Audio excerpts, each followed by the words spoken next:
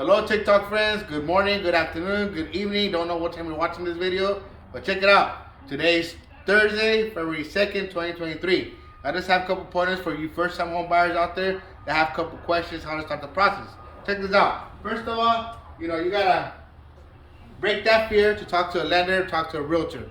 A lot of people, persons out there are afraid to talk to a realtor or lender, and that's what stops them from buying a house, right? So you gotta break that ice. Go out there, go to a real estate office, go to a bank, go to Chase, Wells Fargo, anybody that does loans or any realtor, any real estate office that's out there in your city. It could be Almani, Baldwin Park, La Puente, West Covina, Ontario, different cities. There's plenty of banks and offices that could able to, you could go inside the office and talk to a realtor or talk to a lender. Okay, that's the first thing you gotta do. Break that fear. Okay, break that ice. Next, you will need to meet with the lender or realtor. Okay, once you break that ice, of course, the person you talk to, it could be a realtor. If it's a realtor, they may be able to direct you to a lender, right? So, like as for myself, if you come to me, I do have lenders to work with. I work with subprime banks and prime banks and private investors. Okay. Once we get to meet, then I get to explain to you pretty much everything. What's the process, right? So meeting with the lender and a realtor, right? Okay. Next, once I say myself as a realtor, I get you directed with the lender, right?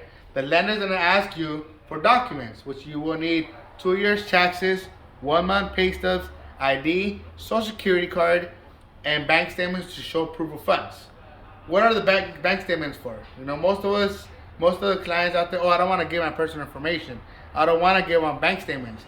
If we don't have the bank statements as a realtor and we're submitting offers, we can't submit an offer without proof of funds. The sellers always want to see proof of funds to see if you have enough money for your down payment and closing costs. Okay? So as a realtor, as a realtor, let's say we come for your proof from Chase, Wells Fargo, Bank of America, any other prime bank or subprime banks or private investor. Me as a realtor, I will ask for a pre-approval letter and proof of funds. Okay. Once I get that, I'm able to get your ID or driver license, so that we could be able to work on your offer. Okay. Next, once you get the pre-approval, once you get the bank statements, then we go on the house shopping. Who doesn't like doing house shopping, right? It's like going to the mall. Hey, I'm gonna go shopping. I'm gonna go on a shopping spree, right? Same thing as a house, but the house is more critical. As a house, you're gonna go out there and get your dream house. Pick your house, pick the house that you love for you and your family, right? Okay. As the process goes, let's say we do get an offer accepted, right? There's always steps for the whole process of 30 to 45 days. Okay. I'm gonna go straight to the basic points, which pretty much means that a home inspection.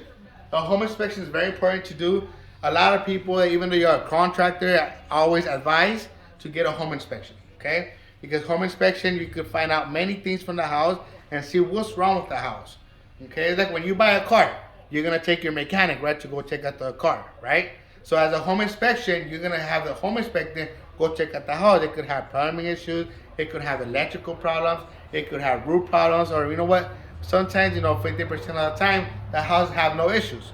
So that means the house is good to go, ready to go, turnkey, okay? Next, we need to go with the appraisal.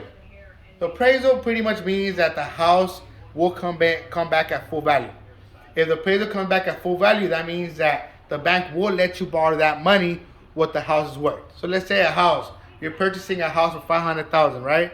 And we do the appraisal on it, and it comes back for $450,000. The bank will not let you borrow $500,000 because it's not appraised at $500,000. It came back at $450,000. Okay. Any questions? Feel free to send me a message. I'm here to help you guys out. Once we get through the home inspection, the appraisal, and the loan contingency, then we gotta release all contingencies. Releasing all contingencies means that you're gonna release a home inspection, appraisal contingency, and the loan contingency. Meaning that you're willing to release your deposit. You may be $3,000, $4,000, $10,000 deposit when you open escrow. So once you release all contingencies, it means that you're ready to release that deposit. That means loans approved and everything's ready to go. So that means you should be able to close, 3 to 5 days after that, right? Last but not least, once you release all contingencies and the loan gets through, you sign loan documents. Couple days later, you get the keys to your house. Any questions? I'm here to help out. Have a blessed day. Take care.